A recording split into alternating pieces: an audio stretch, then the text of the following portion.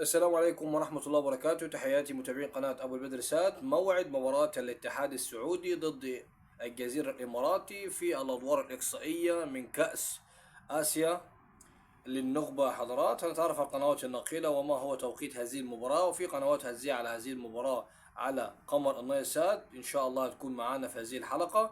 نتكلم عن توقيت حضرات. إن شاء الله هيكون التوقيت المباراة الساعة 7 مساء، هيكون 11/8/2026، يعني يوم الثلاثاء حضرات إن شاء الله.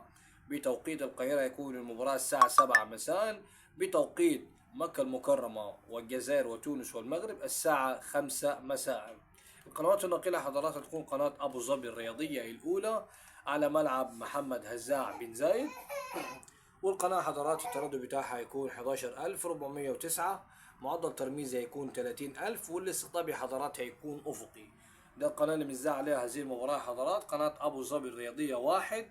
مباراة الاتحاد السعودي ضد الجزيرة الإماراتي في دور الإقصاء من كأس آسيا للنخبة لعام 2026-2027. كده عرفنا عن القنوات الناقلة وتوقيت هذه المباراة. إن شاء الله يكون الساعة 7 مساء بتوقيت القاهرة زي ما شرحنا حضرات. لا تنسى الاشتراك في القناة ودعم اللايك، والسلام عليكم ورحمة الله وبركاته.